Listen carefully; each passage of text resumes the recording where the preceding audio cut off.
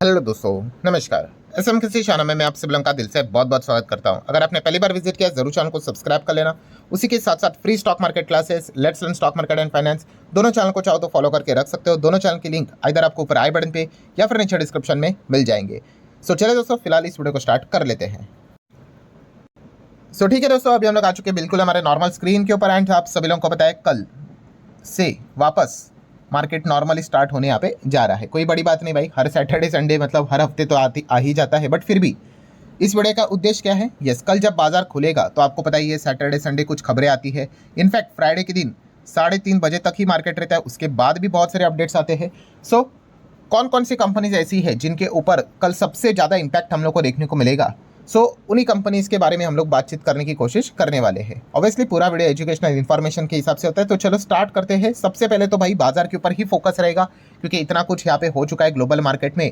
और हमारा जो चीज़ें चल रहा था आपको पता ही है, इंटरनल जो मैटर चल रहा था इलेक्शन से रिलेटेड, सारी चीज़ें कंप्लीट यहाँ पे हो चुकी है। इस पॉइंट को लेकर अगला हफ्ता देखना काफ़ी इंटरेस्टिंग रहेगा। खास करके कल के दिन के भी अगर हम लोग बात कर ले तो मार्केट कैसे रिएक्ट करता है, ये देखना एक इंटरेस्टिंग पार्ट जरूर रहने वाला है। देन अगर हम लोग बात करें कल बाजार खुलेगा उसके पहले दो बहुत बड़े डेवलपमेंट्स यहाँ पे आ चुके हैं।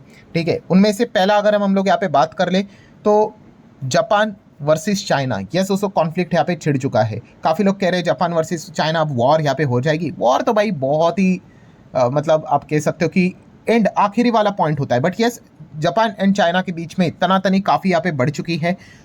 किस पॉइंट को लेकर? ताइवान को लेकर। यस, जापान ने यहाँ पे क्या किया आप सभी लोगों को पता है, ताइवान का हमेशा सपोर्ट यहाँ पे किया है।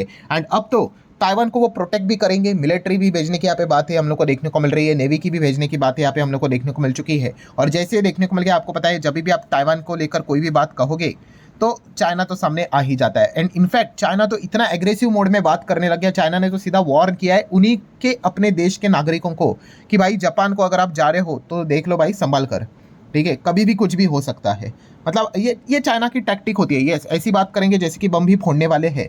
ठीक है, प्रेशर क्रिएट करने की वो कोशिश यहाँ पे कर रहे हैं। एंड इसी चीज़ को लेकर अब आप देख सकते हो चाइना ने भी क्या कर दिया है, अपने जो नेवी होते हैं, कोस्ट गार्ड होते हैं, उनको भी अलग अलग आइसलैंड पे भेजना स्टार्ट यहाँ पे कर लिए। ऐसे जगह जहाँ पे जापान का वो ऑफिशियल जगह है वहाँ पे चाइना अपने लोगों को भेज रहा है, ऐसा बताने के लिए भाई अब ये हमारा है करके क्लेम करने की कोशिश यहाँ पे करते हैं। ठीक है, तो ये चाइना का हमेशा सा का ही ये टैक्टिक यहाँ पे रहता है। बोला जाता है ना कि चाइना के अगर बॉर्डर 10 देशों के साथ जुड़ती है तो उनके झगड़े 11 देशों के साथ है करके, मतलब एक फनी लेवल में ये बातें बोली जाती है। हर चीज़ पे चाइना क्लेम करता ही है। फिलहाल इस चीज़ को लेकर चाइना और जापान के बीच में काफ़ी तनातनी हम लोग को देखने को मिल रही है। अभी तो हम कह सकते हैं इनिशियल स्टेज पे, बहुत ही इनिशियल स्टेज पे नहीं है इस प्रकार की वार्निंग यहाँ पे देना, मिलिट्री नेवी का इन्वॉल्वमेंट करवाना।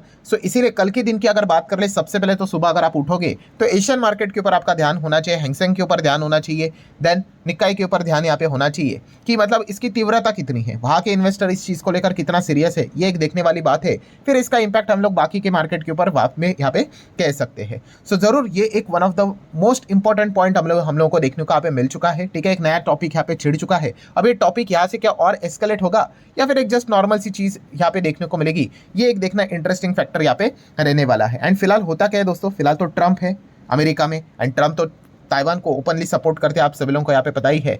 तो इस चीज़ को लेकर यहाँ पे हम कह सकते हैं कि थोड़ा सा चाइना के ऊपर प्रेशर भी क्रिएट करने की कोशिश यहाँ पे की जा सकती है। नेक्स्ट अगर बात करें दोस्तों तो इंडिया एंड अमेरिका का ट्रेड डील का सपना अभी भी हम लोग यहाँ पे देख रहे हैं, खबरें यहाँ पे आती रहती है। और अभी भी अगर हम लोग यहाँ पे देखें दोस्तों, एक और खबर हम लोग को देखने को यहाँ पे मिल रही है कि इंडिया एंड अमेरिका के बीच में ट्रेड डील जल्द से जल्द एकदम फाइनल स्टेज पे देखने को मिल रही है। एंड टैरिफ यहाँ पे हम लोग को कट होते हुए देखने को मिल सकता है। ये कब हो सकती है? बताया जा रहा है कि नवंबर मंथ में ही इंडिया अमेरिका की डील हम लोग को देखने को यहाँ पे मिल सकती है। पर जैसे मैंने आपको कहा कि ये डील फोकट में तो नहीं होगी, कुछ ना कुछ तो कीमत चुकानी पड़ेगी। तो इसके पहले भी रिपोर्ट के जरिए जो खबरें आई थी वही खबर वापस रिपीट हो रही है कि अगर ये ट्रेड डील होती है तो अमेरिका की काफ़ी कुछ डिमांड है, जैसे कि रशिया के साथ बिजनेस मत करो, ऑयल मत खरीदो क्योंकि यूक्रेन का युद्ध रुकवाना है। देन उन्होंने और भी कुछ डिमांड रखे थे, जैसे कि एग्रीकल्चर सेक्टर में आना है, डेयरी सेक्टर में आना है, डिफेंस सेक्टर में आना है, बहुत सारे डिमांड्स थे। फिलहाल रिपोर्ट के जरिए ऐसी बातें बोली जा रही हैं कि इंडिया शायद से अमेरिका से रिलेटेड जो उनके सोयाबीन है उसके इंपोर्ट को अलाउ कर दे, कॉर्न को अलाउ कर दे, कुछ डेयरी प्रोडक्ट्स को अलाउ कर दे। ठीक है। नॉन जेएम कॉप की अगर हम लोग बात कर ले, ठीक है, जो बिना मॉडिफिकेशन के आप बोल सकते हैं, जहाँ पे कोई चीज़ें में बदलाव नहीं किया जाता है, ऐसी चीज़ों को अलाउ कर दे। ऐसी खबरें हैं रिपोर्ट के जरिए, कितना सच झूठ भाई वो तो बाद में पता चलेगा। इस प्रकार की खबर इसके पहले भी हम लोग यहाँ पे देख चुके हैं, ठीक है। सो ये एक पॉइंट फिलहाल तो हम लोग को देखने को यहाँ पे मिल रहा है। लेट्स सी अब ये चीज़ कब आउटकम फाइनल निकल कर यहाँ पे आता है। जैसे मैं बार बार बता चुका हूँ, दिसंबर के पहले हफ्ते सुप्रीम कोर्ट की सुनवाई भी हम लोग को देखने को मिलने वाली है। नो डाउट वो भी सुप्रीम कोर्ट से रिलेटेड जो खबर रहेगी वो फाइनल होगी या फिर और कोई तारीख मिलेगी, वो एक देखना बात की बात होगी। बट फिलहाल जो रिसेंट डेवलपमेंट्स हम लोग को देखने को मिल रहे हैं, ये खबरें देखने को मिल रही है। सो कल बाजार खुलेगा तो इन दोनों खबरों का भी इंपैक्ट अच्छी तरीके से हम लोग को मार्केट में फैक्टर इन होते हुए देखने को मिल जाएगा। देन नेक्स्ट अगर बात करें दोस्तों, तो मुथूट फाइनेंस, आपको याद है फ्राइडे के दिन पूरा मार्केट का फोकस था बिहार इलेक्शन की ओर, और मुथूट फाइनेंस ने धमाका कर दिया क्योंकि इनके नंबर काफी पावरफुल हम लोग को देखने को मिल गए। Q1 जबरदस्त, Q2 जबरदस्त, ठीक है। गाइडेंस भी कंपनी ने काफी शानदार दिए। तो लेट्स सी क्या ये तेजी क्या कल भी कंटिन्यू रहेगी या फिर प्रॉफिट बुकिंग आएगी, ये एक देखना इंटरेस्टिंग पार्ट जरूर रहेगा। आगे बढ़ने से पहले आपको जरूर याद दिलाना चाहूंगा, let's learn stock market and finance दोस्तों, इस चैनल के ऊपर आज शाम को 5:30 बजे एक नया लेक्चर अपलोड हुआ था। अगर आपने नहीं देखा है तो उसको देख लेना, मैंने लिंक ऑलरेडी ऊपर आई बटन पे दिया है। सो ठीक है दोस्तों, आगे बढ़ लेते हैं। यहाँ पे रिलायंस इंडस्ट्री के ऊपर फोकस रहेगा। आपको पता है रिलायंस ने भी ऐलान कर दिया कि गूगल के बाद 1 गीगावाट का डेटा सेंटर वो ओपन करेंगे। कहाँ पे? एपी में, आंध्र प्रदेश में। आंध्र प्रदेश में तो बैक टू बैक हम लोग को कमाल की खबरें देखने को यहाँ पे मिल रही है। बहुत जबरदस्त जॉब क्रिएशन वहाँ पे होते हुए देखने को मिलने वाला है। नेक्स्ट बात करें तो टाटा मोटर, कौन सा वाला? Passenger vehicle. Q2 के नंबर्स हम लोग को देखने को मिल चुके हैं, ठीक है। नंबर्स तो हम लोगों ने देख लिया, वन टाइम हम लोगों को एक गेन का एडजस्टमेंट देखने को मिल रहा है, तो इसलिए वो प्रॉफिट हम लोग को मल्टीफोल्ड बढ़ते हुए देखने को मिल रहा है। बट एक्चुअल में कंपनी का रेवेन्यू गिरा है। बिना एडजस्टमेंट का जो प्रॉफिट हम कहते हैं वो बिना एडजस्टमेंट का प्रॉफिट है ही नहीं, लॉस ही हम लोग को देखने को मिल रहा है। सो इन सभी चीज़ों को लेकर market Tata motor passenger vehicle इस कंपनी में कैसे रिएक्शन दिखाता है, ये एक देखना इंटरेस्टिंग फैक्टर यहाँ पे रहने वाला है।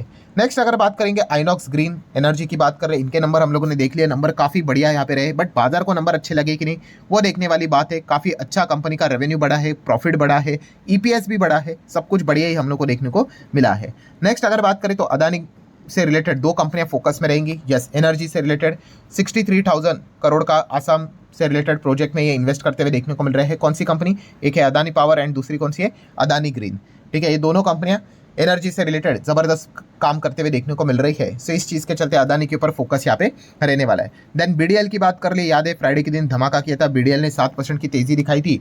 Q2 का परफॉर्मेंस प्लस कंपनी को नए ऑर्डर भी मिले थे मिसाइल से रिलेटेड, एमओडी के ओर से, मिनिस्ट्री ऑफ डिफेंस की ओर से लगभग 2000 करोड़ का ऑर्डर था। सो बीडीएल जिस चीज़ के चलते भागा था फ्राइडे के दिन, क्या ये रैली और कंटिन्यू होगी या फिर प्रॉफिट बुक होगी, ये कल देखने वाली बात जरूर रहेगी। जीआरएससी की बात करें तो यहाँ पे भी हम लोगों ने देखा था एमओयू इन्होंने साइन यहाँ पे किया था, नॉन बाइंडिंग एमओयू था ग्रीनफील्ड शिपयार्ड प्रोजेक्ट के लिए। सो एक देखना इंटरेस्टिंग फैक्टर रहेगा, मतलब इस चीज़ को लेकर फ्राइडे के दिन जीआरएससी ने भी काफ़ी अच्छा परफॉर्मेंस दिखाया था। सो ये पॉइंट के चलते कल जीआरएससी कैसे रिएक्ट करता है, ये एक देखना इंटरेस्टिंग पार्ट रहने वाला है। ओला इलेक्ट्रिक की बात करें तो ओला स्कूटर की तो हालत काफ़ी खराब है, डे बाय डे हम लोगों ने देख ही लिया। इनका मार्केट शेयर एक ज़माने में 50% प्लस चलता था, अब ऐसा मतलब लग रहा है ज़्यादा वो दिन दूर नहीं है कि इनका मार्केट शेयर 10% के नीचे भी चला जाएगा, सिंगल डिजिट में भी ये आ सकते हैं। जिस प्रकार से लगातार इनका मार्केट शेयर यहाँ पे गिरा है उस हिसाब से। बट अब ओला इलेक्ट्रिक क्या कर रहा है? यस, अब इलेक्ट्रिक व्हीकल कार सेगमेंट में भी एंटर करते हुए देखने को यहाँ पे मिल रहा है। इस चीज़ को लेकर उन्होंने ऑलरेडी पेटेंट भी फाइल किया है, जो नई गाड़ी का जो डिज़ाइन था वो भी मैंने आप लोगों के सामने यहाँ पे रखा है। लेट्स सी अब टू व्हीलर बाइक से नहीं तो क्या गाड़ी से इनको सक्सेस मिलेगी, ये देखने वाली बात है। बट हाल ही में फिलहाल ये तो इनिशियल स्टेज है, अभी तो सिर्फ पेटेंट फाइल हो रहा है, उसके बाद वो गाड़ी बनेगी, डिज़ाइन बहुत साल यहाँ पे लगने वाले हैं। टीसीएस के ऊपर भी फोकस रहेगा। टीसीएस की हालत गंभीर देखने को मिल रही है, गंभीर in sense of what, valuation premium ये लूज कर चुके, पी रेशो कभी भी इनका इन्फोसिस एंड HCL टेक से नीचे नहीं आया था। मतलब 14 साल का रिकॉर्ड था, 2011 से के बाद आज तक टीसीएस हमेशा प्रीमियम वैल्यूएशन के ऊपर चलता था, ठीक है, क्योंकि बढ़िया परफॉर्मेंस। बट फिलहाल हम कह सकते हैं लगातार टीसीएस अब नीचे जाते हुए देखने को मिल रहा है। तो ये देखना इंटरेस्टिंग पार्ट रहेगा कि ऑलरेडी टीसीएस 30-35% नीचे है रफली। सो और कितना डैमेज यहाँ पे हो सकता है। देन इंडिया एंड अमेरिका की अगर बात कर ले दोस्तों, तो इंडिया अमेरिका के रिलेशन क्या बहुत खराब थे? नहीं, इतने बिल्कुल भी नहीं। बट एक व्यक्ति ने क्या कर दिया, पूरा रायता फैला के रखा हुआ है। बट फिर भी अमेरिका के जो बिजनेसमैन है, वहाँ के जो सीईओ है, तो उन्होंने क्लियर कट बताया भाई कि हम कोई इंडिया के खिलाफ नहीं है, ना तो इंडिया के अगेंस्ट बेट यहाँ पे करते हैं। फिलहाल जो पॉलिसी यहाँ पे चल रही है वो शॉर्ट टर्म है, मतलब वो यही बताने की कोशिश कर रहे थे जो भी चल रहा है भाई वो ट्रम्प के हिसाब से, ट्रम्प जाएंगे तो सारी चीज़ें नॉर्मलाइज यहाँ पे हो जाएगी। सो एक अच्छा पॉइंट हम लोग को जरूर इंडिया को लेकर देखने को मिल रहा है। हेक्सवेयर टेक की अगर बात करेंगे दोस्तों, तो यस आप सभी लोगों को पता है कंपनी ने नए यहाँ पे जो कंट्री हेड है वो अपॉइंट यहाँ पे किए हैं। सो इस चीज़ के चलते हेक्सवेयर टेक के ऊपर आप फोकस यहाँ पे रख सकते हो। हिंदुस्तान जिंक की अगर बात कर लेंगे दोस्तों, तो इनको लाइसेंस यहाँ पे मिल चुका है। जो टंगस्टन ब्लॉक हम लोग को जो आंध्रा में देखने को मिल जाता है, इससे रिलेटेड हम यहाँ पे कह सकते हैं अब ये काम आगे अपना कंटिन्यू यहाँ पे कर सकते हैं। सो हिंदुस्तान जिंक के ऊपर आप फोकस रख सकते हैं। इन्फोसिस का बायबैक खत्म हो चुका है। सो ऑलरेडी फ्राइडे के दिन प्रेशर देखने को मिला था। लेट्स सी इन्फोसिस कैसे रिएक्ट करता है। अनिल अंबानी की बात करें, सिचुएशन काफी इनके लिए खराब देखने को मिला। ईडी ने समन्स भेजा था, नहीं गए थे, वापस समन भेज चुके हैं। लेट्स सी आगे एग्जैक्टली क्या होता है।